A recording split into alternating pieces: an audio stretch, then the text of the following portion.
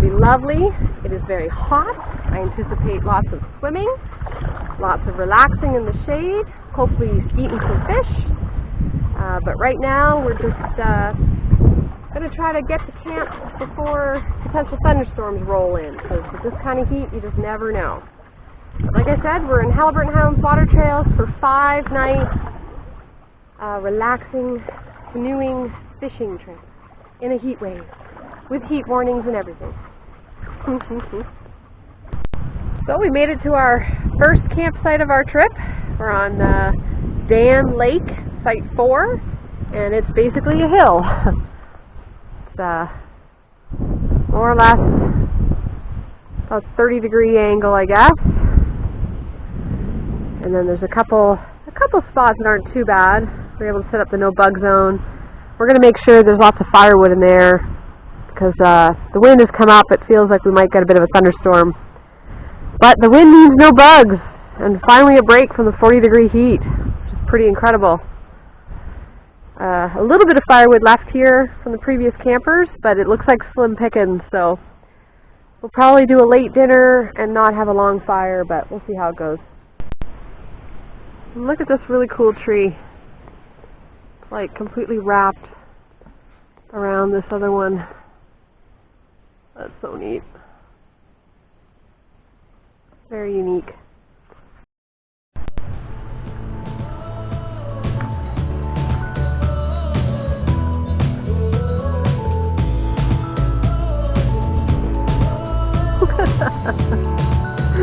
Thanks, buddy.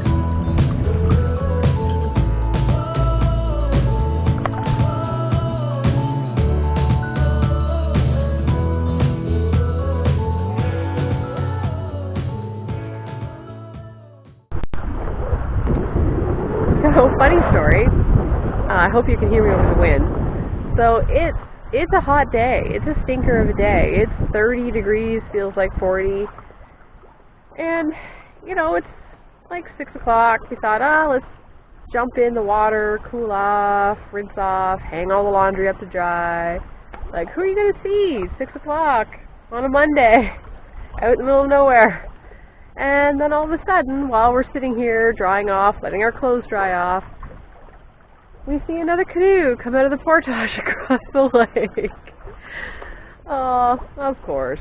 So our little bit of wilderness was just spoiled. There's other people here apparently, but they're probably on their way out, because today is actually the holiday Monday. So most people that don't have holidays have to start back to work tomorrow. So looks like they're on their way out, but that was really funny. Just a little too comfortable out here in the woods, thinking there's nobody around.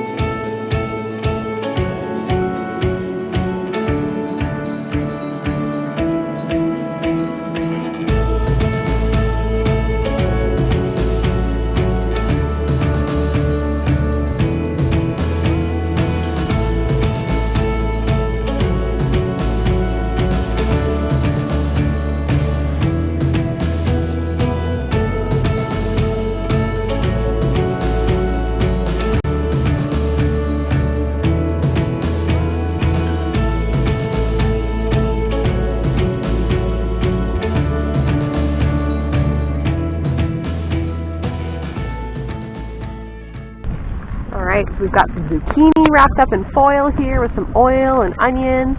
Of course the wind just whipped up all the flame on me. So that's alright, we'll get that started. And we've got some nice big juicy steaks to go on as well. Some Montreal steak spice. It's going to be a good dinner.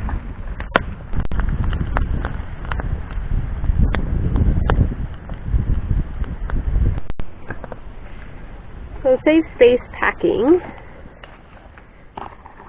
I put all kinds of incidental things inside of our bowls. So tonight's dinner is a fresh meal, so I'll just dump the stuff into the pot.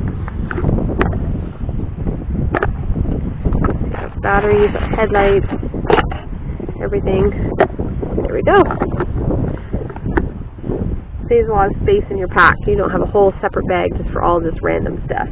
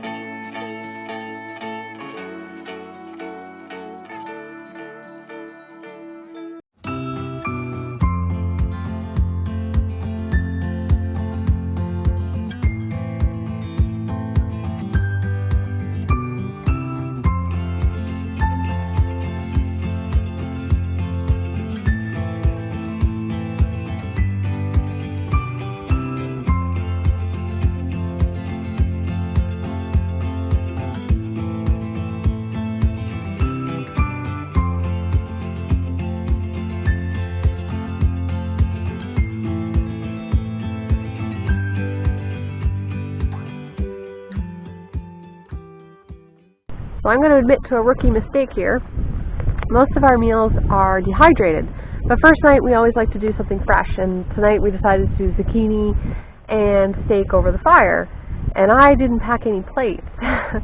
So we have our zucchini in our bowls. Because all of our meals are one pot dehydrated meals, we need bowls, and we're going to share our griddle that we bring for frying fish and potato pancakes and breakfast and all that kind of stuff as our plate, basically, for our delicious steaks. So probably not worthwhile bringing plates. This is going to work out quite beautifully, actually, but yeah, that was kind of silly. Partway through cooking dinner, I'm like, oh, we have no plates to eat off of. So this will work. This will be fine. We got this. Well, communal plate worked brilliantly, actually. As you can see, dinner didn't stand a chance. And, yeah, with our nice little log table here, it was almost like sitting at our own little private table on a cute little bistro somewhere. That dinner was absolutely delicious. And with the days being so long now, even though it's got to be getting on to 8 o'clock, we've got lots of sunlight left. This is just stunning. So Shox here was actually in bed. He usually goes to bed around 7:30 or so.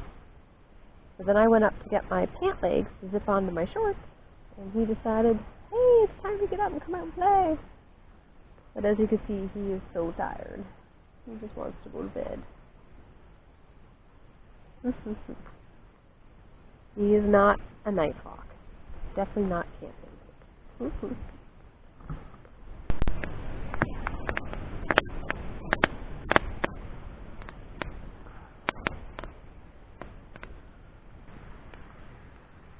We're trying out a new breakfast recipe here this weekend.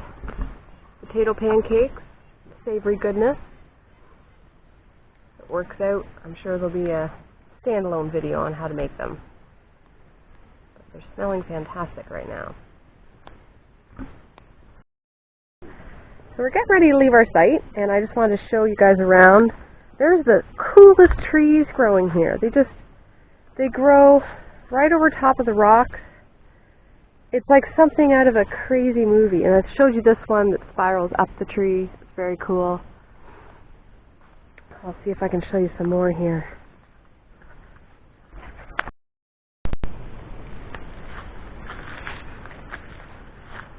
Like, look at that. That's so cool. And our site is actually accessible not only from water, but from a cross-country ski trail that runs behind the lake. There's one more really cool tree I wanted to show you. Here it is, which almost forms a figure 8. So neat. Yeah, it's a beautiful forest. And this is the trail here up to the ATV or cross-country ski trail. So So walking down the trail a little bit, just exploring, trying to tire the dog out before we put him in the boat. And there's a little chalet, very tiny. I checked it out yesterday a little bit. And it's part of the Bear Trail Ski Shelter.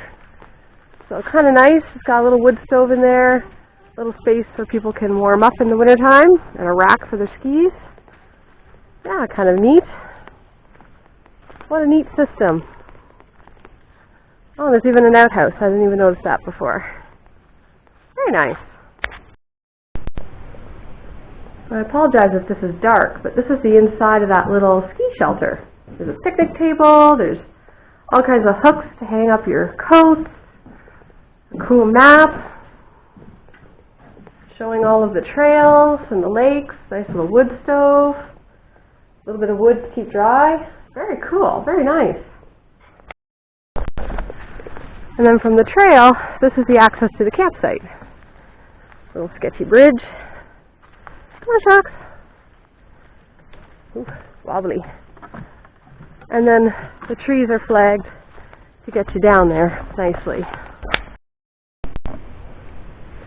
Okay, funny story. So walking into the campsite from the ski trail, and you go right past the Thunderbox. I couldn't imagine if somebody's just doing the hike, thought, oh, let's go check out that campsite. Some poor camper's sitting there doing their morning. That'd be hilarious.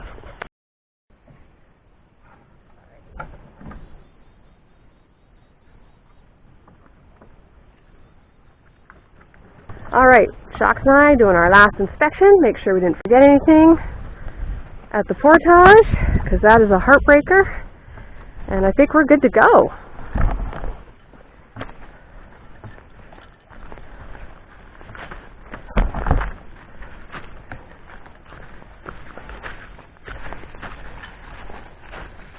Here's Shoxy all ready to get into the canoe. There's our sign, 124 meters, Mckewen and Dan Lake. Yeah, that wasn't a bad portage at all.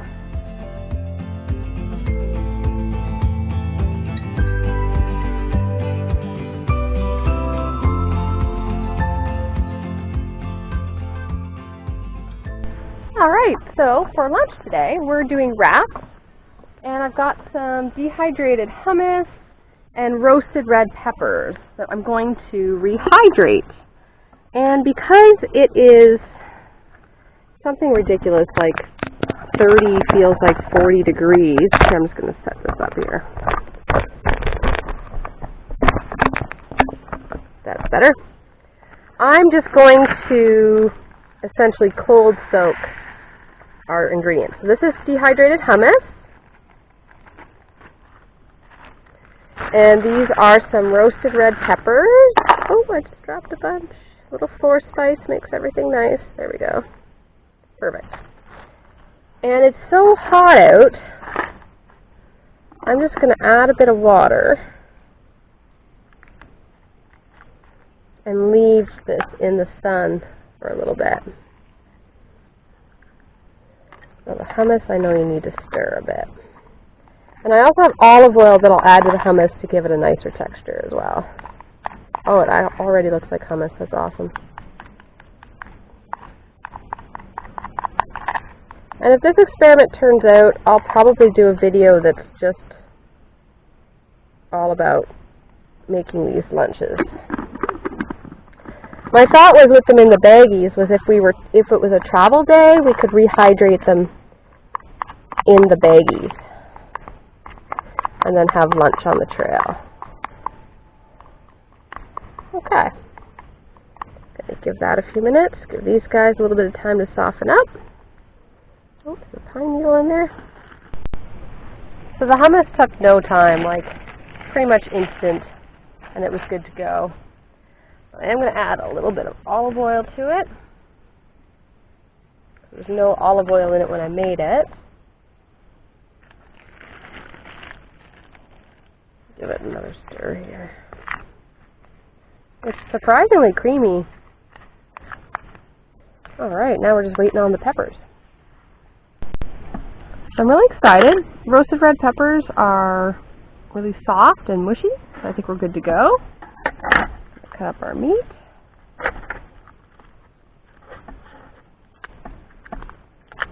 The idea here was we were trying to come up with a lunch for wraps that would be really filling and yet yummy. And you know, you wouldn't be like, oh, wraps again.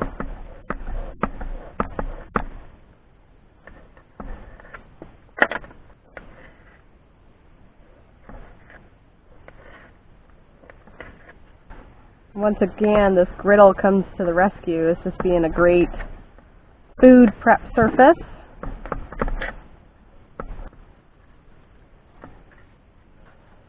And I'm really happy with how the wraps held up. I just rolled them into like a torpedo and wrapped them in saran wrap.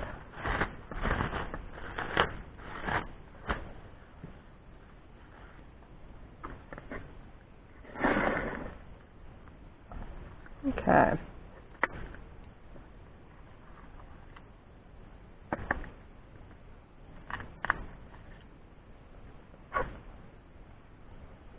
And a bunch of meat stick. This is actually Hungarian dry salami.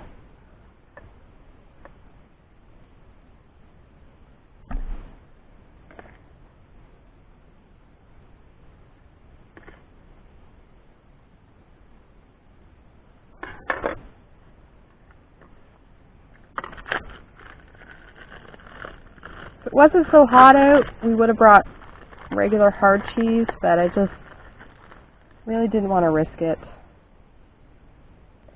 So I made, if you've watched any of my camping food videos, I always cut the vacuum seal bag way too big. And then I always say, oh, I'll keep that for something later. So what I do is I make my own condiment packets.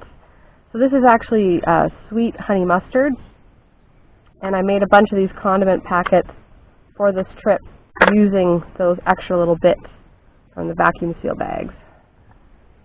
There we go. A little more on there. Alrighty, so I'm going to make up my wrap here and eat my lunch, and we'll snack a little bit, and then I think we're going to have to go for a swim because it's getting really hot. Alright, so when I was putting together my wrap, I had a bit of a brainwave, and I realized there's leftover water from rehydrating the roasted peppers, and it smells so good. And I'm like, oh, I should have used that water to rehydrate the hummus. So we're having these wraps again day after tomorrow, so that's what I'm going to do. I'm going to rehydrate the peppers, and I'm going to use the pepper water to rehydrate the hummus, and hopefully it'll taste like roasted red pepper hummus. We'll see how it goes. So it feels like 40 degrees Celsius today. So this is how we've been beating the heat the best we can here out in the middle of nowhere.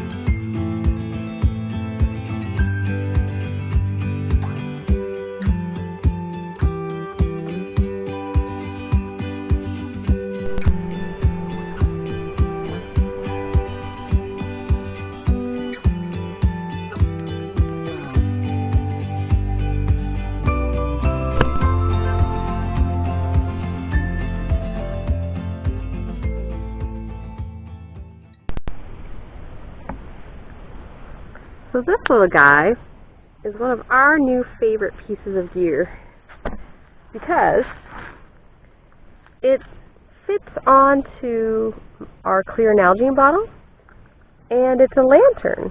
And it's really quite bright actually, and it's solar powered. So we charged it with its USB at home, and we're just recharging it now because we used it last night actually. And it's not crazy bright, but it's definitely bright enough, and it's all we need when we're out here, which is pretty cool. So it's about 8 o'clock at night, and it is still like 30 degrees out. It is so hot. But we need to cook up some dinner. We don't normally eat dinner this late, but with the heat, we just we weren't feeling it. And the days are long right now, so see what I can do. I'm not gonna mess around with the birch bark too much. If I can't get it going, I'm just going to use a fire starter. Because it's still stinking hot.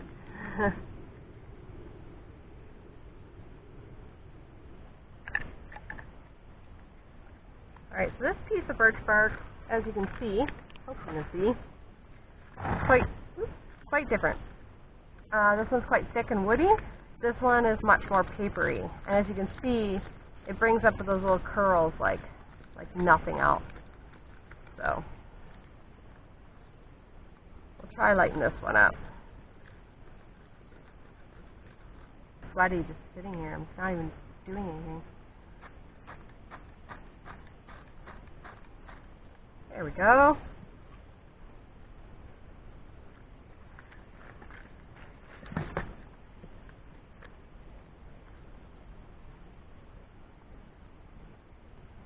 So I should point out, you'll often see me pulling birch bark out of a little baggie, because when I come across really beautiful pieces along the trail, I scoop them up, whether it's the portage, the landing, it doesn't matter. I shove them in my pockets, and if I don't accidentally put them through my laundry, they make it to my fire kit. Because you just don't know sometimes. So, dinner tonight, sorry for squinting, but I'm looking right into the sunset to look at the camera. Dinner tonight is fettuccine alfredo with shrimp.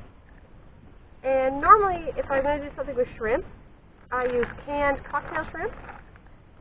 But last week, my local grocery store had shrimp, bagged real cooked shrimp on sale. So I hope you can see it in the bag there, how big that is.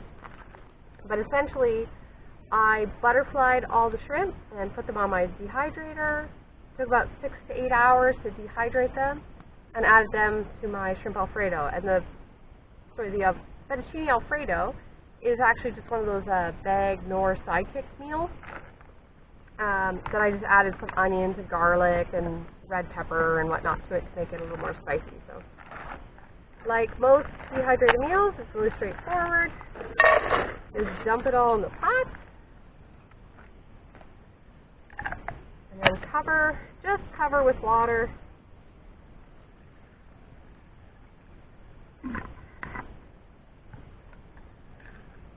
Oh, that was actually quite perfect.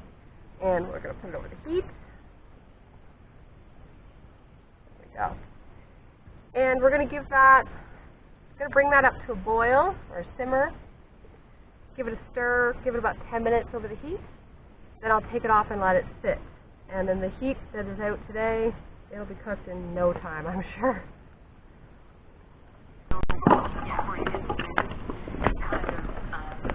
So, sorry I didn't show you a lot of cooking that meal. It's really hot out. I can't stress that enough. We're actually struggling to even sit near the fire. I'll show you here. There's my chair. Here's the fire. There's 8 feet difference because it is so incredibly warm. But we're having fettuccine alfredo with shrimp. And so this is it. We're at the stage where I'm just going to let it sit for 5 minutes. And it'll thicken, and it'll be amazing. And then we'll have some dinner. It'll be really good. And the noise you hear in the background, if you hear it, I'm not sure, is we're listening to a podcast right now. So sorry about that. But yeah, it's dinner. It's almost dinner time. We're excited. It's actually almost 9 o'clock as well. So this is dinner. This is our fettuccine alfredo with shrimp and red peppers and garlic and onion and all that fun stuff. It's really, really hot right now. I'm just going to let it sit. Most of it feels very soft and rehydrated. I actually had to drain a little extra water out. It was a little soupy.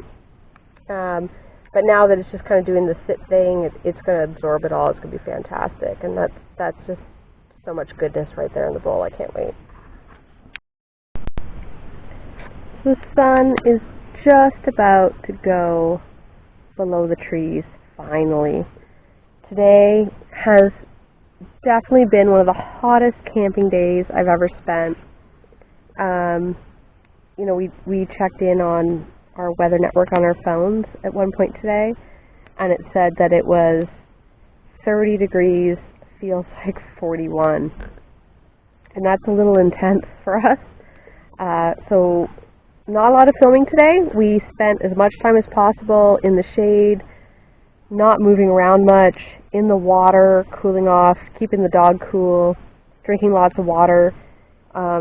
It was actually hard to eat today because it was so hot. You're just not hungry, but you know you have to. You need the fuel. So it's actually 9 o'clock at night, and we're just about to start eating dinner, and we're actually struggling. We're just kind of like, oh, it's so hot. I don't know. And I'm also still about 10 feet away from the fire because just the thought of the fire is just, it's too much. So it's been an interesting camping day with exceptional heat. But we're hoping it'll cool down a little bit overnight for better sleeping temperatures, and then it'll be lovely, I'm sure. But tomorrow is supposed to be more like today, so that should be lots of fun. Except that we don't have any traveling to do tomorrow, so we're going to fish and swim and eat stuff and drink lots of water and just relax and maybe nap and have a fantastic day. So, yep, dinner time, 9 p.m., sun going down, but it's dinner time.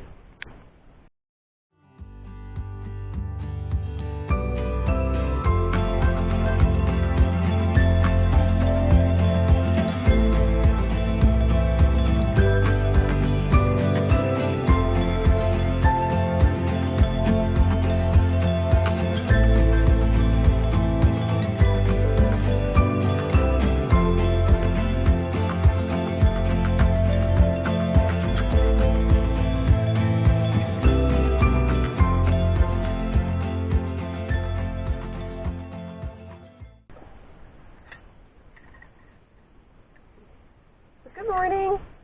It's morning of day 3. Today is our layover day. We have no traveling today. And I thought for funsies, I would play with my twig stove and get water boiling that way.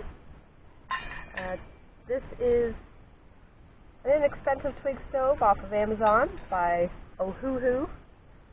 It's a gasifier type stove. And what that means is I'll light a fire in this little pan in here, and which sits in here. It draws air from underneath through these holes, fueling the fire. But then it's got this secondary chamber, you can see the holes here, that collects the smoke and actually burns the smoke as well. So it's quite efficient. Something to keep in mind with these little stoves, as fun as they are, if there's a fire ban where you are, you can't use them. We checked before we came out. There's no fire bans where we are. We've been keeping an eye on it, just because we want to be safe. We don't want to be responsible for starting unnecessary fires. So because this chamber is quite small, you see, you need quite small sticks to burn. And I've only played with this thing a couple of times. I say play because we normally have a big fire going and there's options for cooking. It's not like this has ever been my only option for cooking.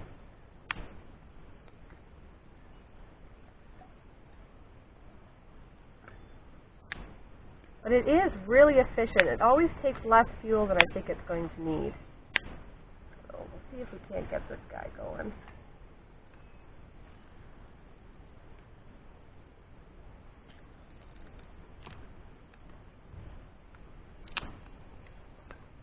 Somebody out here before us clearly had an axe because there's all kinds of wonderful split wood waiting for us when we got here. It was a nice treat.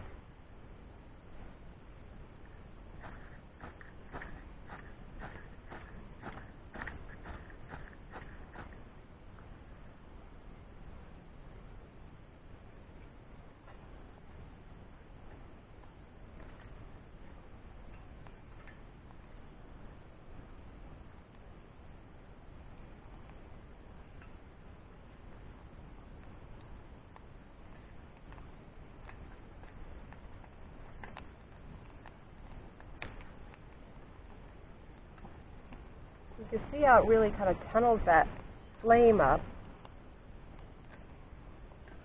This is a little intense flame, but yeah, it works great.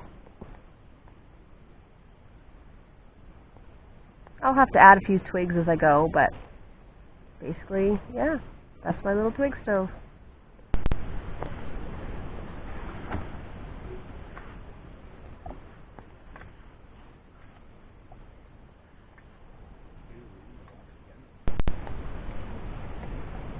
It's been about 2 minutes.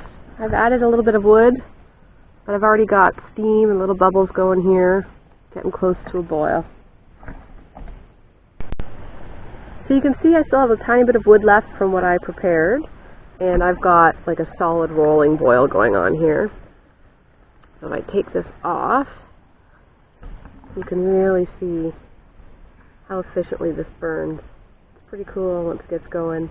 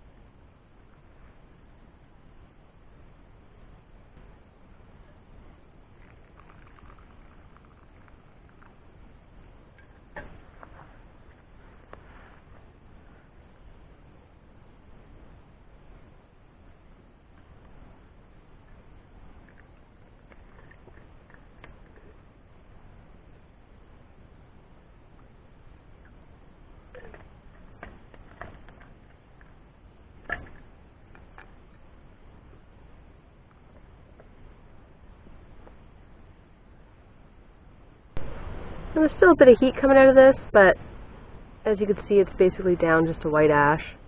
It'll be cool in about 10 minutes or so. It's a very inexpensive piece of kit. I think it was about $20 on Amazon, Canadian. It's fun to play with, it's efficient, it gets the job done in terms of boiling water and cooking your meals. It doesn't take up a lot of space, and I think you should try one out. Get one, give it a whirl. You know, it makes camp and cooking a little bit more fun, I think, when you're playing around with a new piece of gear. So, yeah, I definitely recommend trying to get yourself a twig stove and taking it on your next trip.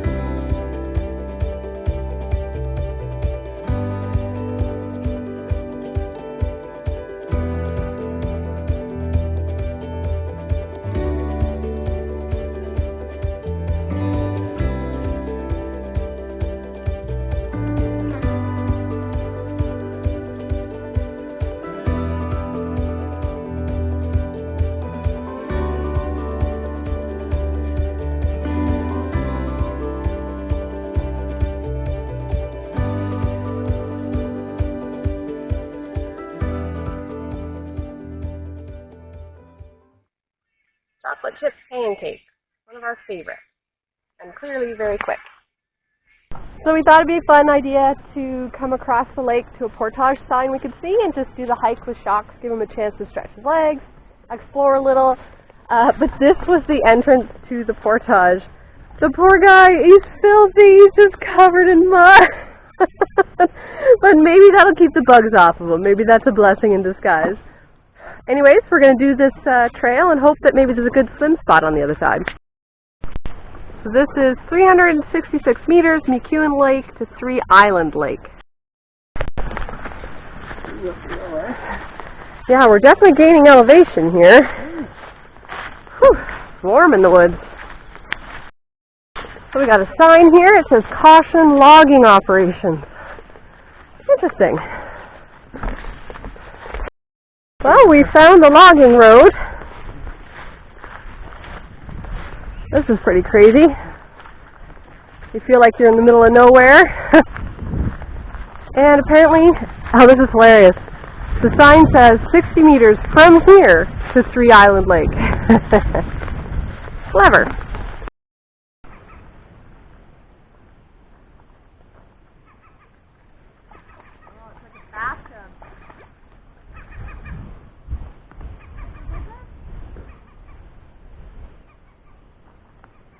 Yeah, so originally on our route, and I'll go over the map back at the site and show you, but we were going to do this portage and come into this lake, and there's a bunch of islands, and you can see the site on this lake is the second island back there. It is so small, like, it's tiny.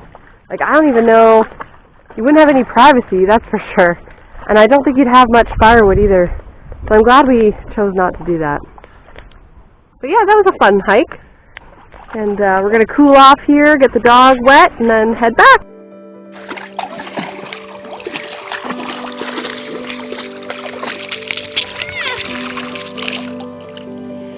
Shaky, shaky. Oh, it feels so nice, eh, buddy?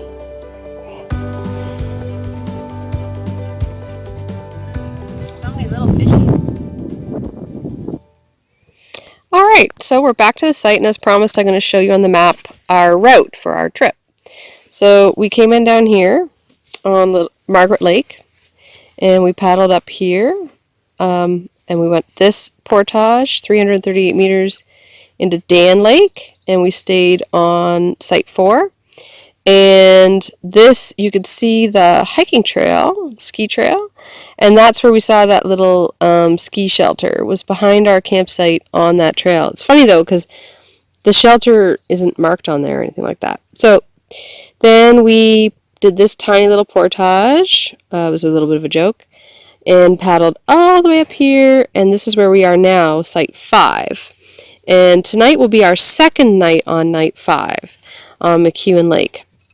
So our little adventure today, we walked this portage to the other side and checked it out, and you can kind of see the logging road here that we crossed over.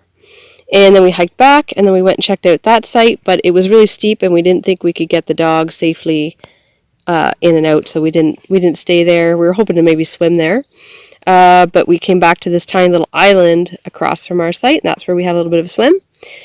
So tomorrow we are going to go north, and we're going to go into Horse Lake up here, and we're going to stay on Site 7. So tomorrow we do the tiniest of paddles, and then a 213 meter portage, which is like nothing, and then a 1.5 kilometers of paddling up to Site 7. Nice south-facing site. That should be nice. And the next day we're kind of backtracking basically. So we're coming back down out of Horse Lake, doing that portage, and then we're going to stay on this site down here, 107A, and then that'll be our last night. So our last day when we leave is our biggest travel day, which is kind of funny, because we'll come down to the end of Mckewen, do that short portage, very short paddle, that portage, and then the paddle back to the truck. So we're doing kind of an in and out trip. We're going all the way up there and then coming all the way back here. We had debated doing the loop, the circle, but this island site looked really sketchy and small. And we looked at the pictures online when we were booking, and we thought there's no firewood, there's no privacy, there's no space. We just weren't sure how we felt about that. And I think we definitely made the right choice, because when we walked that portage and we looked out at it and we could see it, that site is tiny. It is small. And like there'd be no firewood. You'd have to paddle to get everything. So I'm glad we made that choice. Definitely that site, even though it's an island and island sites are fun, definitely not worth the 360 meter portage there and the 667 meter one to leave there. So we definitely made the right choice. So that's our route. Not too rigorous. I think trip planning for Haliburton Highlands Water Trails, they say this is like a 2 to 3 day trip, and we're stretching it out. We're doing it in 6 days. So nice and relaxing trip for us.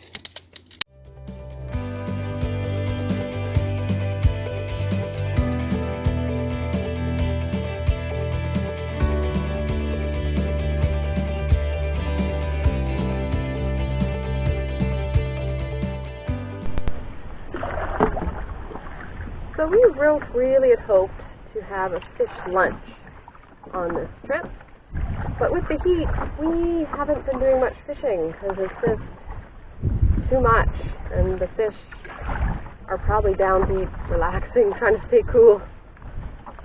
So I thought I'd just give it a few minutes here, see if I can't catch something. Apparently these lakes are full of flake, so we'll give it a try here, see if we can catch some flake.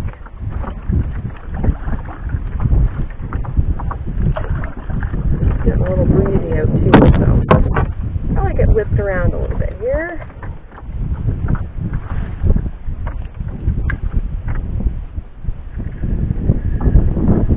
Never count on fish for a meal when we're camping. Always pack a meal, but it is nice to have a fish fry for sure. That dragonfly just flew right into my fishing rod. That's funny. That was funny.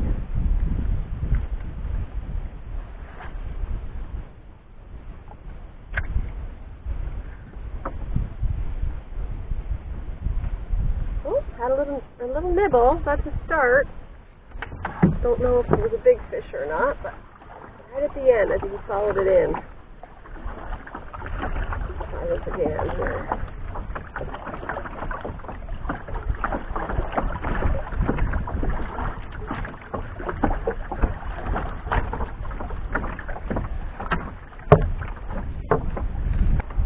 No success fishing.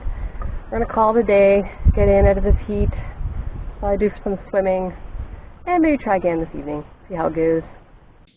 So here is our before shots. This is dehydrated guacamole and dehydrated salsa for our burritos tonight.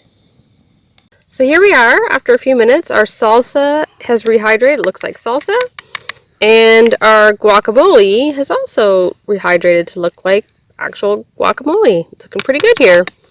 Burrito mix is just doing its thing. It's thickening up over the fire. It's a lentil burrito mix. It's vegan. And yeah, it's coming along really nice. We actually weren't sure how much water to add, so we just guesstimated we've been adding as we go along. So, but it smells fantastic. All right, so tonight's meal is vegan burritos over the fire, which is our first time doing this. So I'm going to dish out the first burrito. So this is our lentil refried bean taco mix base. Then I've also got dehydrated mushrooms, onions, and green peppers in. Then I've got a little bit of dehydrated salsa.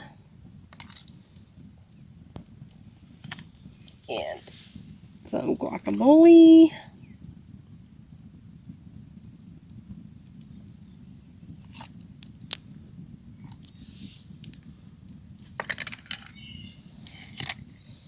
And I'll throw a couple of slices of cheese on here. This poor cheese. It is hard cheese, but again, like I said earlier, it's like 40 degrees this week. So everything's a little oily. All right, so there we go. I just want to wrap up. Okay, there we go. Trail burritos. Yummy, yummy, yummy.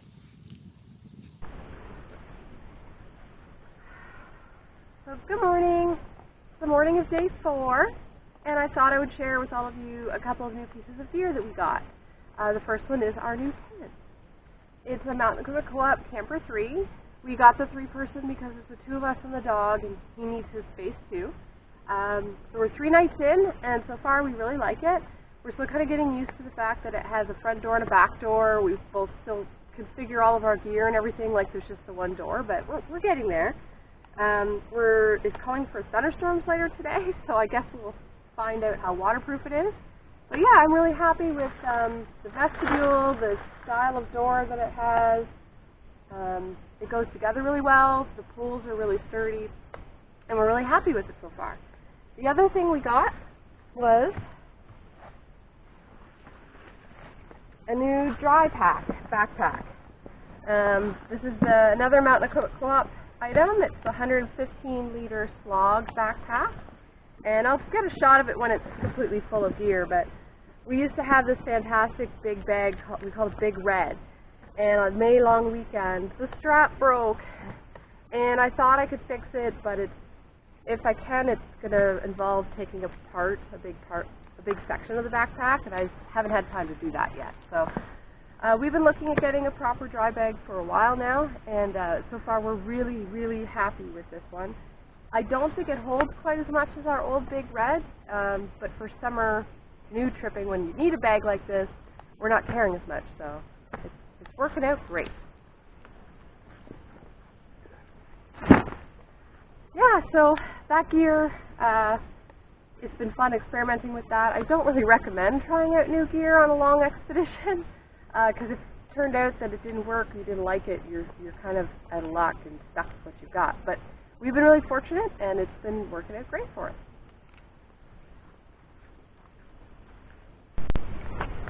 So here I've taken the fly off the tent, give you a better idea of what it looks like here.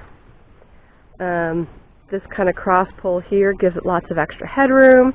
It's really simple to put together, really bright on the inside, second door. And with the two doors, you're supposed to lay this way. We've actually been laying this way because that's what we're used to doing, with the dog in the middle, and we still have piles of room. So we might experiment and try and lay the other way, which is what it's meant for. There's supposed to be more room that way, but we'll see. We'll see how it goes. But yeah, loads of room. We're really happy with it so far. So this is all of our gear that we fit into our new dry bag. So we've got my clothes, his clothes, 2 sleeping bags, some books, our cot, the dog's thermarest, our tent, and then we also put in, and I'll show you over by the dog, the rolled no bug zone as well. So here it is, all packed up.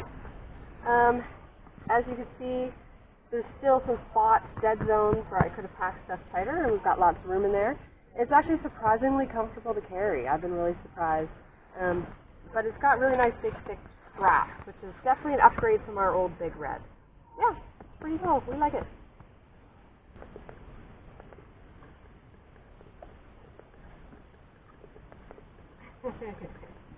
Thanks, baby.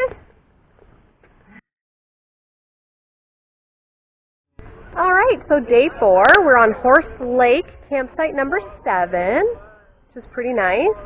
Our portage today was just sweet. It was like a boardwalk, lovely walk through the woods, just really nice. The bugs were intense, but the portage itself was fantastic. So here's our view from our campsite. We're up on another kind of mini cliff.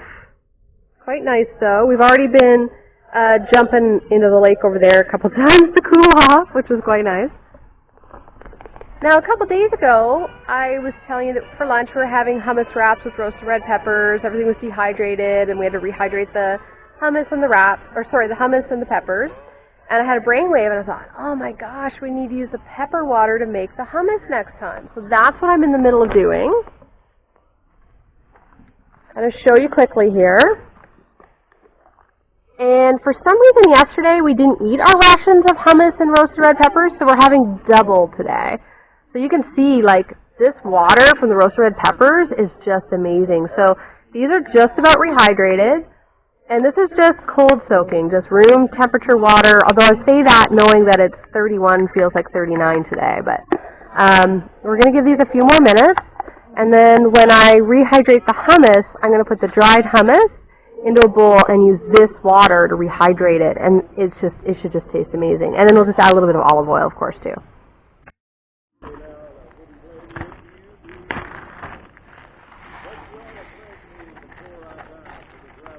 I was pleasantly surprised, too. The hummus rehydrates, like, almost instantaneous.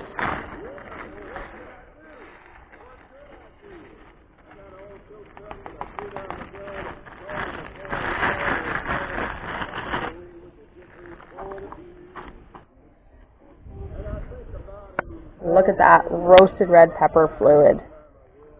That is wonderfulness.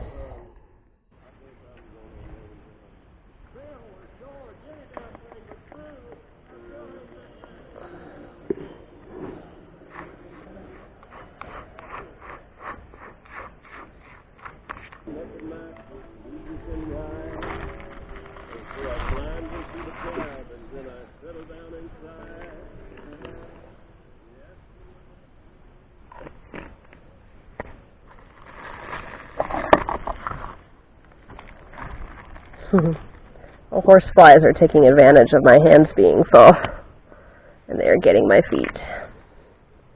Alright, that just looks incredible. Oh, it tastes so good. Alright, this is going to be a pretty epic lunch. So, wraps again for lunch, but they're not getting boring because we're mixing it up every time. This is going to be so tasty, I can't wait.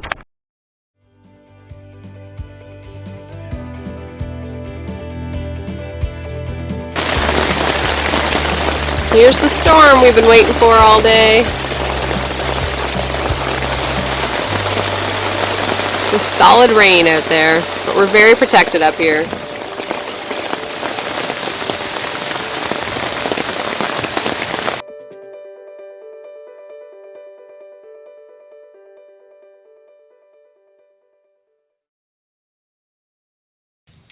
So it's raining. It's Thursday night, and we had a thunderstorm come through earlier today, and now it's raining again. I think it's getting close to 9 o'clock, actually. According to the Weather Network, it's not supposed to last really late, but we have piles of hemlocks here, so I'm actually out in the middle of the campsite, but I'm barely getting dripped on, which means I get to enjoy my fire. Yeah, it's been a fun day. A great day. We finally have a campsite that isn't glaring sun, and with the storm, the temperature's dropped finally, and it's a lot more comfortable, and it should be a good night for sleeping. So, yeah, so good night, everybody. We're probably going to just chill for the fire for a while, and chill by the fire for a while, and then go in the tent, listen to some podcasts, and relax, and call it a night.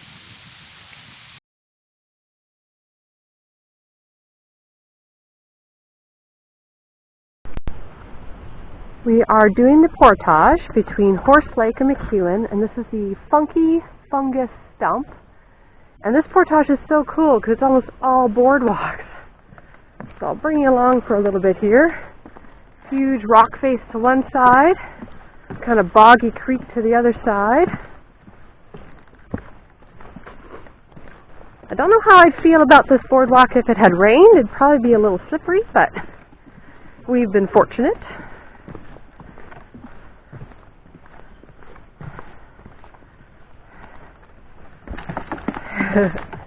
Quite a few mosquitoes.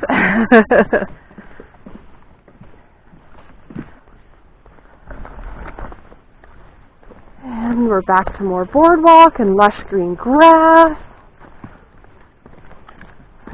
Oh, stay on the trail, buddy.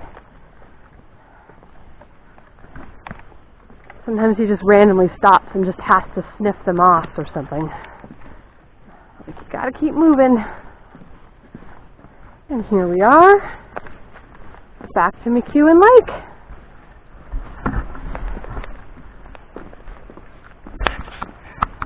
That wasn't so bad, was it, Shoxy? Good afternoon! It is a beautiful day, and for the first time on this trip, I'm actually deliberately standing in the sun. The heat finally broke last night after those storms. And today, it's a comfortable temperature. I think it's only like 22 degrees Celsius and no humidity. It's amazing. So we are back on Mckewen Lake, but a different site. This is site 107A for our last night of our trip. Let me show you around here. Here's our firewood we've already processed. We've got a nice big stash going on here. Not much to show you really. It's not a huge site. We're getting ready to have some wraps for lunch. I've got all our stuff out there. My roasted red peppers are rehydrating. There's our tent. You come around here, there's these huge white pine trees on this site. They're just incredible. And we've got our no bug zone up. I have to say, two pieces of gear I was reluctant to bring that made this trip awesome. One was the no bug zone. I thought that it was going to be something we wouldn't use, but we're actually in it every evening because the bugs get really bad for about half an hour after 9 o'clock. And we just love it. We go in there, we hang out, listen to a podcast or read, and then come back out for the fire when the bugs go away. So that was a huge bonus piece of gear that that definitely was worth bringing in. And the other is this griddle, which I think I mentioned earlier. I didn't have a collapsible frying pan to bring, so we brought this, and I thought, it's going to be so big and awkward and heavy, and do we really need it? And it's been a lifesaver. It's a food prep station. It was great for making pancakes, for making potato pancakes.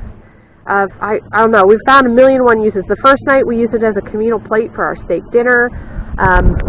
So yeah, 2 surprising pieces of gear that I didn't think I would be happy to bring, and ended up being real stars of the show, I guess. They were very, very, very helpful. But yeah, so today it's very breezy. Yeah, you can probably tell, you can probably barely hear me. And we're just kind of relaxing and watching the gulls hunt, and yeah. Oh, there's a plane going over. Nice. Yeah, so today's just a nice quiet day, our last day. Yeah, and then tonight we're going to have an epic bonfire to kick it all off, and eat the rest of our snacks, and drink what's left of our booze, and have a good time. So Shox and I are just touring around the back of the campsite, checking out all the trees. And this forest is just full of these immensely huge white pines. They're just monsters. Like, look at this stump. It's huge. And there's another one I want to show you over here too. Come on, bud. Let's go check it out.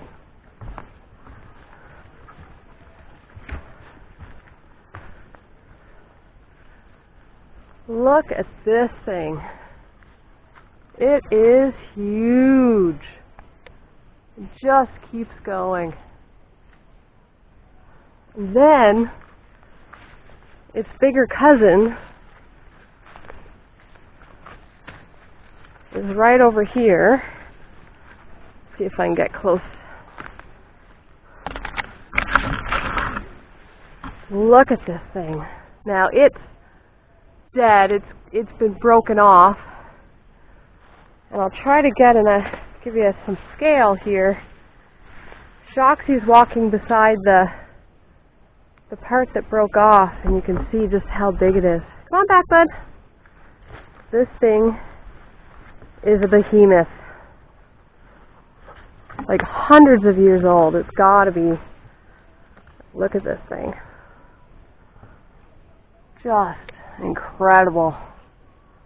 This whole forest is just a forest of giants. So cool. Today is day 5 of a 6-day trip, and I thought I'd do just a little mini video about my fire kit. It's been mentioned to me that I pull this out often on trips, and I should probably explain what it's all about. So my background in camping is I grew up in a camping family. In particular, my family was heavily involved in Scouts Canada, and I went through the program myself. And as a Scout, one of the first things you learn that you get is your Pioneer Badge. And in that, you learn fire lighting skills, knife, axe, and saw, safety, stove and lantern use and maintenance, as well as some basic knots. And this fire kit came from that badge work way back when I was a kid. So I recommend, if you want to try and make your own fire kit, you pick a handy pouch with a zipper so it completely closes up. It's good to have little grab holds or a carabiner or a lanyard so it can be attached to a pack. This is an old first aid kit pouch. I just chose it because it's bright orange. It's really easy to see in my backpack or around the campsite. So inside, the first thing I have is a ferro rod and striker. And this metal rod, it's a ferrocium metal rod, it throws a spark like that when it's struck with a steel striker. And to make your fire, you need to have tinder or fire starters that will catch that spark, and then it goes. This is something, like when I was a Scout, we had smaller ones, used them all the time, and then I don't know, somewhere along the road as an adult, everything became all about convenience, and you got into matches and lighters and forgot about this. But in the last couple of years, I've been kind of getting back to basics and pulling out a lot of my old gear. And I got myself a new ferro rod, and I love this thing, and I wouldn't leave home without it. I think one of the best things about it is it works wet, dry, hot, or cold. I had this thing out last winter in like -30, and got a fire going in no time at all. And, you know, with big, heavy mitts on and the whole thing, it works works brilliantly. So that's one of my main things in my fire kit. Next, I have a little mint container that I have some matches and a striker kept in there. So again, if you're trying to light a lantern or candle lantern, you can't really do that with a ferro rod, so I've got matches for that. And then some days it's just not your day with the ferro rod. Fire starting material or tinder. I always keep a little baggie with some nice birch bark in it. We're really lucky where we live in camp. There's a lot of birch trees around, but sometimes you go to a heavily used site or you're just in an area where there are no birch trees and you can't find birch bark and tinder's scarce. So it's good just to have a little bit of dry in there. Next I go to this pouch, which has mostly handmade, homemade fire starters. In this container is my favorite. It's cotton balls soaked in Vaseline. Vaseline is a petroleum jelly, so it's a petroleum product. It's highly flammable. And cotton balls, you just fluff them, pull them all apart, and they catch a spark like in 2 seconds. It's fantastic. And again, they work in any temperature, hot or cold, wet or dry. It's windy. It doesn't matter. It just goes right up. It's fantastic. Used a couple on this trip, so there's not a lot left in there. But that's my go-to. That's my favorite. A word about cotton balls, though. If you're going to make these at home, make sure you're buying 100% cotton balls. Those bags of poofs, they'll say like cosmetic poofs or makeup remover poofs, often they're polyester and they just melt, they don't burn. So make sure you're getting 100% cotton balls for those. Along the line of cotton, I also have dryer lint. And again, with dryer lint, you want lint that's from natural fiber material. So pick the lint out of your dryer after you've washed all your blue jeans or cotton t-shirts, that kind of stuff, because that's the lint that's highly flammable. And again, you can just fluff it up, make it really fluffy, and it'll catch a spark really easily. And then lastly, I have a couple of tea lights.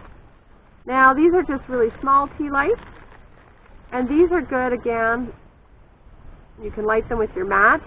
This size tea light will burn for about 30 minutes if it's, the wind doesn't blow it out, if it's protected.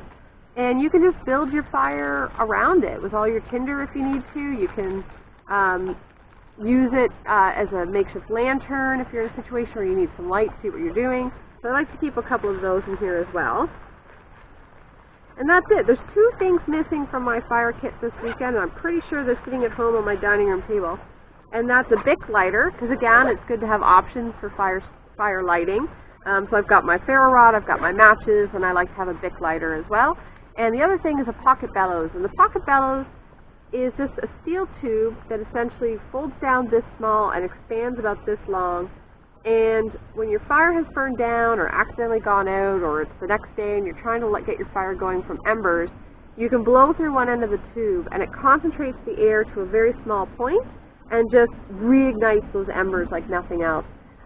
We had a bit of rain come through last night and we had to take shelter, which was fine. We came out, our fire had gone way down, and I was like, the pocket bellows is on the dining room table. It would have been very helpful because I hate putting my face down close to all the ash and trying to get the fire going again. It's no fun. So anyways, this is my fire kit. I recommend everybody have one when they're camping. It's a really handy tool, and like I said, it works any temperature, any weather condition. I've got an answer to get a fire started in this little bag. So I hope you enjoyed that little mini video. It will be its own separate video apart from this trip video, so if it looks familiar, I'm sorry. Otherwise, have a great afternoon.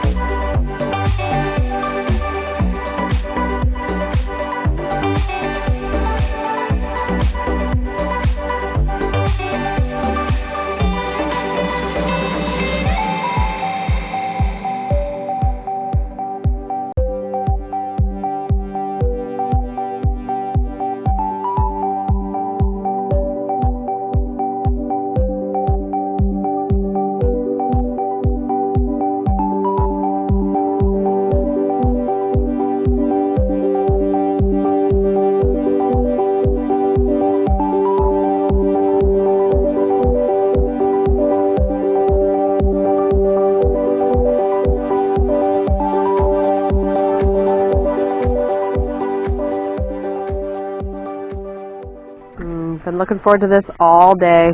Dehydrated chicken pad thai. So yummy. Hi everybody. So we just finished up one of our favorite meals, dehydrated chicken pad thai. And I thought I'd just quickly show you how we do dishes here at camp. Basically I warm up a little bit of water in our cook pot, add a squirt of dish soap. And because our bowls and everything came in this pot set, they fit right in. Real nice and easy peasy. I can wash them up. And then, one of our star pieces of gear from this trip has been our griddle, which I'm currently using as a drying rack for all my dishes. And then with the dishwater, because there's food debris in there, we'll definitely put it in the ash of the fire to filter it, and then give the pot one more rinse of fresh water. And then we use our pot to put at the fire at the end of the night too, so it gets totally rinsed out. The dishcloth just gets hung up, squeezed out, dry food flakes shaken off over the fire, and then hung up to dry somewhere. So that's it. That's the boring task of dishes at camp.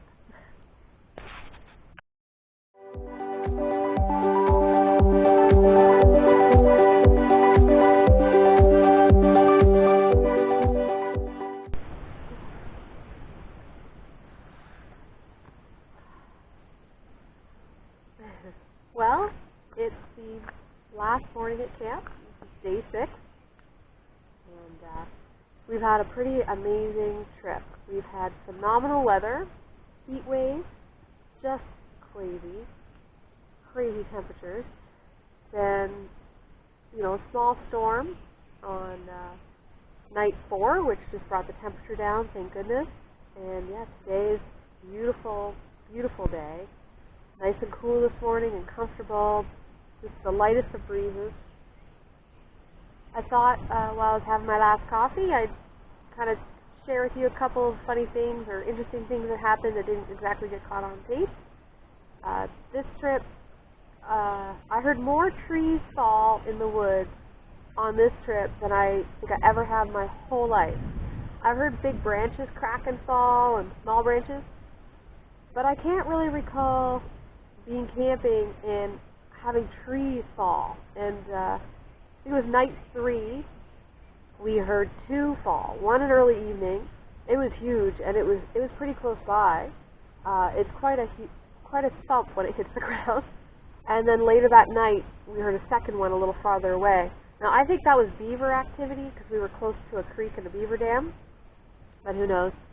And then night 4, we heard in the middle of the night, got up to go pee and heard another tree fall, and that was quite a large tree as well, and it hit the water, so again, probably beaver activity.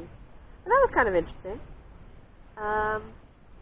Something else kind of funny that happened, you're rolling over in your tent at night, and you're half asleep, and see something glowing, and freak out, and like, oh my gosh, what is that? And there was a lightning bug stuck between the fly and the tent, just kind of circling around, flashing his light, and in the middle of the night, that seemed just like so intensely bright. That's never happened before. That was kind of neat. That was pretty cool. Yeah, what else is cool? We had epic meals. All of our meals were fantastic.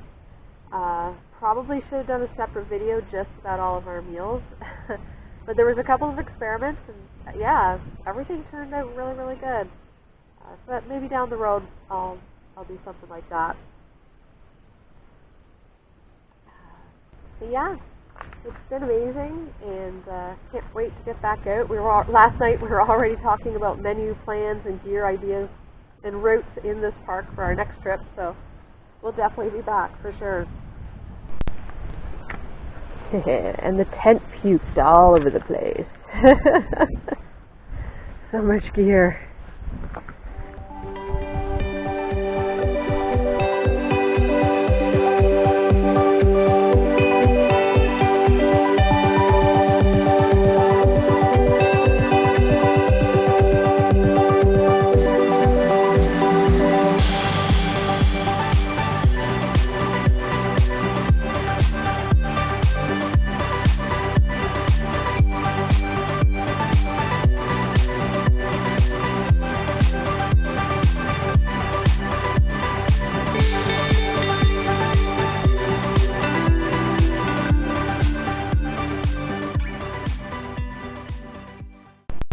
Shox is our resident frog catcher.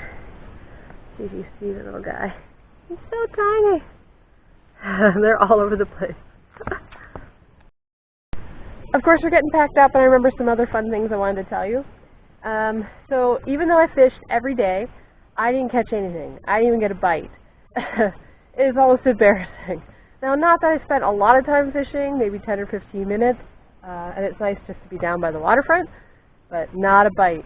But this lake is full of wildlife because we saw thousands upon thousands of minnows ranging in like from tiny to like this big at the shoreline all the time. Saw crawfish, frogs, huge tadpoles, so much biodiversity, so much life in this lake. It's insane. I'm just not that good a fisher person. Also, in our 6 days, we only saw 2 canoes of people. The very first day around dinner time, we saw a young couple. They were paddling out, taking their time, fishing their way out of the park towards the put-in. And then yesterday morning, we were getting ready to leave our site, and a canoe with a couple of guys came up. They were early into the park trying to avoid the winds, and that was their site. They were really cool. We caught up. They were wondering how we made out during the heat wave and everything. Yeah, but that's a couple other fun things that I remembered that I wanted to share with all of you. Shox here handled the heat really well. He's a lot of dunking him in the water. He's not really a swimmer, but he loves to be wet, so we just potfuls of water and let him wade in whenever we could. And he discovered the joys of mud this trip. Anytime there was mud, bogginess, he was right in there, just loving every second of it. So, yeah, he had a ball, absolute great time. And it's always fun having him out here. He's my big snugglefoot. So I think that's it. I think that's all the other fun little things that happened that I forgot to tell you about. I think that's it. We're just about ready to go. We're just filling up our water bottles. We'll load the boat and we'll be off.